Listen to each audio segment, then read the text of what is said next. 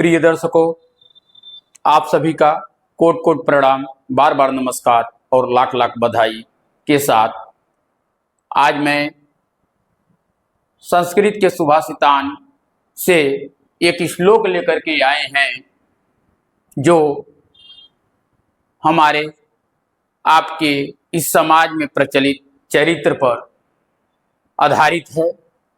इस समाज में गिरते हुए चरित्र को लेकर के मैं इसको यहाँ लिखा हूँ और इसकी मैं व्याख्या करने जा रहा हूँ। आप लोगों को अच्छा लगे तो ठीक है। इस विषय का मैं एक्सपर्ट नहीं हूँ, लेकिन जो भी थोड़ा बहुत ज्ञान है उसको मैं आपको देने की कोशिश करूँगा। यह सूक्ति है या श्लोक कह सकते हैं। श्लोक वृतम यत्नेन संरक्षित वित्त मेति च याति च अछीड़ो वित्ततः छीड़ो वृत्ततस्तु हतो हतः। यहाँ पर वृतम का अर्थ होता है, जो ये पहला वर्ड लिखा है वृतम का अर्थ होता है चरित्र, और यहाँ लिखा है वित्तम। वित्तम का अर्थ होता है धन, दौलत, संपदा। तो यहाँ पर लिखा है कि वृतम यत्नेन। यत्नेन मतलब होता है कोशिश करना, प्रयास करना। संरक्षित मन होता है, संरक्षित मतलब होता है रक्षा करना, यानी चरित्र की यत्न पूर्वक रक्षा करनी चाहिए। वित्त मेति च याति च, यानी धन आता है और चला जाता है, यानी याति च आता है, ये च चला जाता है, यानी वित्त मेति च याति च, धन आता है और चला जाता है। और छीड़ो वित्त छीड़ो, यानी धन से कोई छीड़ होना, छीड़ता नहीं है। यदि धन आपका नष्ट हो गया तो उसको नष्ट नहीं कहा जाएगा, क्योंकि यह लिखा है अछीड़ो वित्त छीड़ो। उसके आगे लिख रहा है वृत्त तस्तु हतो हतः। यदि आपका चरित्र से नष्ट हो गए, हतो हतः, वृत्त तस्तु मतलब चरित्र से नष्ट हो गए, हतो हतः, यानी चरित्र का यदि नष्ट हो जाता है, यदि चरित्र नष्ट हो जाता है तो आपका सब कुछ नष्ट हो जाता है।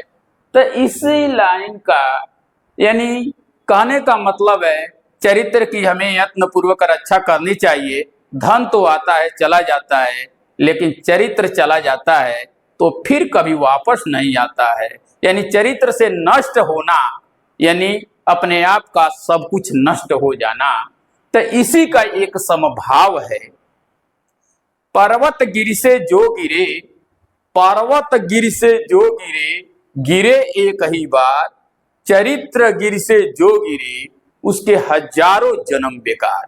यानी इस दुनिया में पर्वत से यदि आप एक बार गिर जाते हैं तो एक ही बार गिरने के बाद मर जाएंगे, लेकिन जब चरित्र से गिरेंगे तो आपकी आने वाली पीढ़ियां भी आपको याद रखेगी। यानी उसके हजारों जन्म बेकार होते हैं।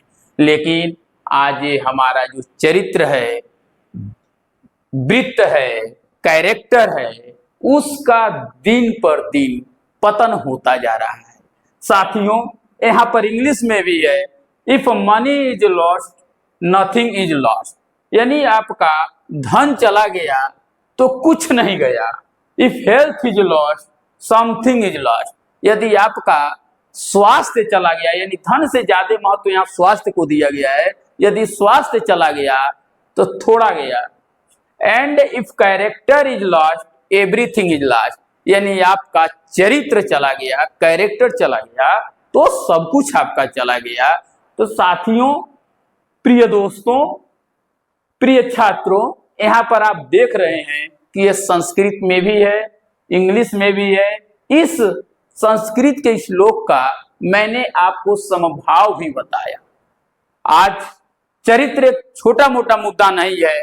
हम पढ़ाई कर लेते हैं, नौकरी कर लेते हैं, फिर भी इसको नहीं समझ पाते हैं कि ये है क्या चीज। आप समाज में देखते होंगे एसडीएम, डीएम, नेता, मंत्री बनने के बाद भी इसको ग्रहण नहीं कर पा रहे हैं। इसका कारण क्या है? इसमें कठिनाई क्या है? क्यों इसका पतन होता जा रहा है? समस्या आज आप देखेंगे सबसे पहले हमारे लिए जिम्मेदार यहाँ शिक्षा है। शिक्षा ग्रहण हमको सबको करना है। हर व्यक्ति यदि पढ़ता है, हर व्यक्ति यदि समाज में बड़ा होता है तो पहले उसके माँ बाप सिखाते हैं बेटा तुम्हें शिक्षा ग्रहण करनी है। कैसी शिक्षा ग्रहण करनी है ये बात की चीज है। दूसरा नंबर पर आता है यदि आप शिक्षा ग्रहण कर रहे हैं तो नौकरी या रोजी रोटी। यहाँ पर शिक्षा भी हो गई, नौकरी भी हो गई, फिर भी हमारा यहाँ जो चरित्र है ये रुक नहीं रहा है। यानी इस समाज में पहले की कंपैरिजन करें यदि पूर्व 10 वर्ष 50 वर्ष की तुलना में शिक्षा कम थी, यूट्यूब नहीं था, मोबाइल नहीं था, एआई नहीं था, तो सब लोग सही से रहते थे। लेकिन आज के दौर में इसका जैसे जैसे विस्तार हुआ वैसे वैसे इसका पतन हो गया। थोड़ा बहुत बचा था, यदि ये लोग पा गए तो और इसका पतन बढ़ गया। और वर्चस्व कामन यदि कायम होता है और इसका जो है कि पतन होगा। जैसे एआई आ गया है, आपका चैट जीपीटी है, तो इसके वजह से और इसका पतन होगा।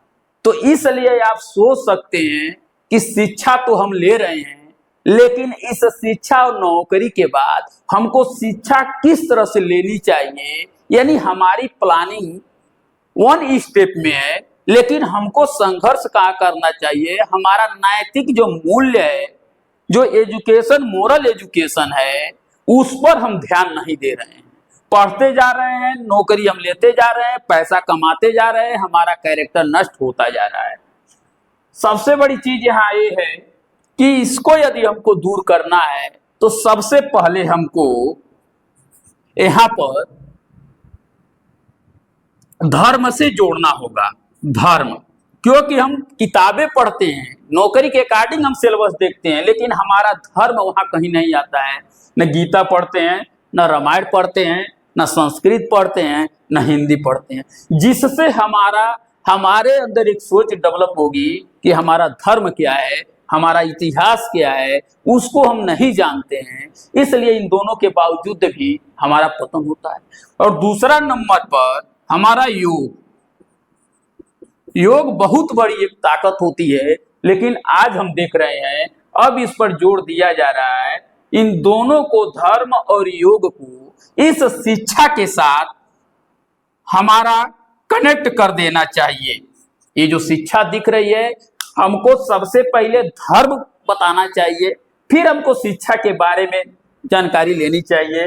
लेकिन हम डायरेक्ट पहले इसको पढ़ते हैं, फिर हम अपने दिमाग में जो उथल पुथल चलते हैं उसके लिए योग, पूजा पाठ जरूरी होता है, लेकिन हम योग के लिए अपना टाइम नहीं दे पाते हैं, क्योंकि हमको नौकरी लेना है। और नौकरी में आने के बाद भी इतनी व्यस्तताएं हो जाती है पैसा कमाने के चक्कर में कि हमारे अपने लोग भी बिछड़ जाते हैं। तो इसको और इसको दोनों को यदि इसके साथ जोड़ा जाए, कंटिन्यू एक सिलेबस दिया जाए, तो शायद बेटर कुछ हो सकता है। लेकिन पहले की नारी, स्त्रियां कम एजुकेशन लेती थी, लेकिन जैसे जैसे मार्केट में आगे आई, हायर एजुकेटेड हुई, इस दुनिया को उन्होंने परखा, वैसे वैसे समाज में इस चरित्र का पतन होता गया। इसीलिए पहले बुजुर्ग कहते थे कि ज्यादा पढ़ी लिखी लड़कियां नहीं चाहिए, लेकिन धीरे धीरे ये समय एजुकेशन की तरफ बढ़ा, मॉडर्नाइजेशन हुआ एजुकेशन का, कंप्यूटर का युग आया, एआई का युग आया, तो सब लोग फ्री रहना चाहते हैं। इस समाज में कोई किसी के बंधन में नहीं रहना चाहता है। पहले कोर्ट में 2 4 10 तलाक की केसें एक का जाया करती थी, लेकिन आज उसकी लाइन ही लगी हुई है, आप गिन नहीं पाएंगे, क्योंकि इन्होंने शिक्षा लिया, नौकरी लिया, न इसको जाना न इसको जाना, तो हम अपने आप को धैर्य नहीं रख पा रहे हैं। हम अपने रिश्ते को सिमटते जा रहे हैं, और जब रिश्ते को जितना सिमटेंगे उतना ही हम कष्ट में रहेंगे। इसलिए प्यारे साथियों, आप लोग शिक्षा जरूर ग्रहण कीजिए, नौकरी जरूर कीजिए, लेकिन एक धर्म क्या होता है, एक योग क्या होता है, इसको जरूर जानिए। मैं ज्यादा कुछ नहीं कह सकता, आप खुद आप लोग विद्वान हैं, हमारे पास जो भी ज्ञान है, अनुभव है, एक समुद्र की बूंद से भी कम ज्ञान है। इसलिए मैं आप लोगों को यही कहना चाहूँगा कि चरित्र की रक्षा कीजिए, चाहे जैसे करें। आप जिंदगी आपकी है, फैसले आप सभी के हैं। आप सभी का फिर एक बार मैं नमस्कार करता हूँ। साथियों, जय हिंद, जय भारत।